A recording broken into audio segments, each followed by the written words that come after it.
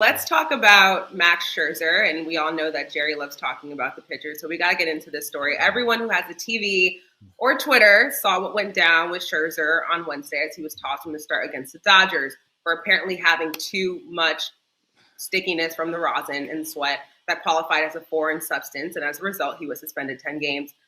David, as a fan, what was your reaction to this in real time? I mean, there's a lot going on there. Well, as a fan, I got upset for my player, right? I thought, well, maybe because he's a league rep, they have it out against him, and he's a Hall of Fame pitcher.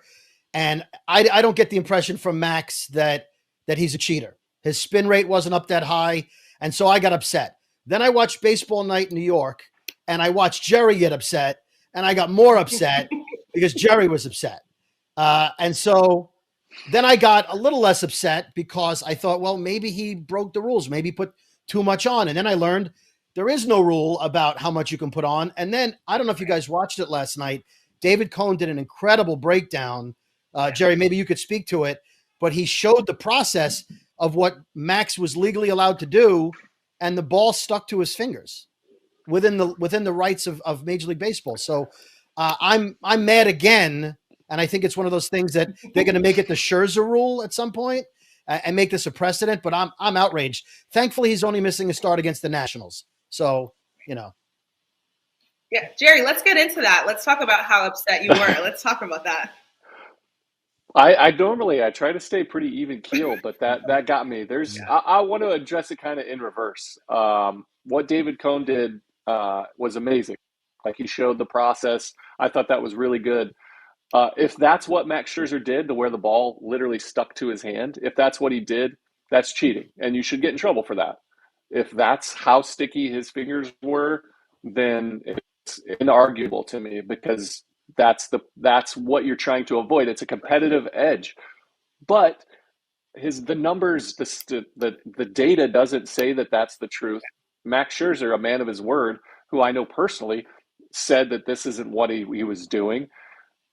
I have a really hard time understanding the ambiguity of the rule itself. I understand that why it was made, because pitchers were using spider tack and using it to gain an advantage against the hitters, but that's not what's happening, because the spin rate is the advantage, and his spin rate wasn't crazy high. To me, I have a biggest problem, because I came into the league in 2007 was my first September, and the baseball is the problem. The reason why the reason why guys started using any type of stick was because the baseball doesn't feel right in your hand. I had never thought about the baseball. When I first got called up in 2007 in September in Oakland, my whole life I just grabbed the baseball and was like, oh, this is a baseball, and played catch and threw. When I started playing catch the first time, the ball was slipping out of my hands, and I looked to my other pitchers, I was like, what am I going to do? In a panic. And they're like, it's okay. Little sunscreen, little rosin, you rub the film off the baseball, and then it feels like a baseball. So it's not even about competitive advantage. If they would have just addressed the problem of the baseball, we wouldn't have all this gray area of who decides what. That's where I have the biggest issue, because you say you're allowed this, but then there's this much, and then there's just you leave it to the umpires to decide what is what. And that, to me, that's not right. Make a good baseball, and we won't have to talk about this ever again. And I don't want to talk about it anymore. So you give the players, the pitchers, this much room for interpretation, and they're going to do what it is. They're going to cheat. Players cheat. They try all the time. It's constantly happening.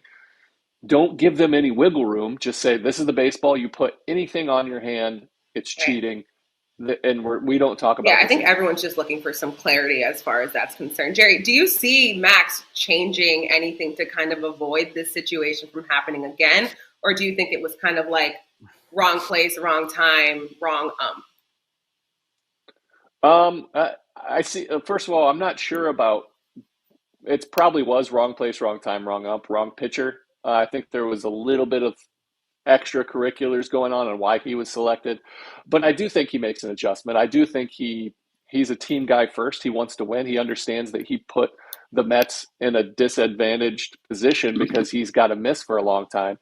The bullpen came out and did great for him, but he doesn't like that feeling. I promise you, he won't put his team out there. He won't leave any chance. I don't think he'll ever be in that weird gray area again. And I think they're just trying to set an example of Max, and he won't allow them to do that again. Yeah. And so, Brody, do you think it's good for Max to get some time off, and then when he comes back to end that Braves series, obviously he's dealing with a suspension, but is there any positive to come out of this?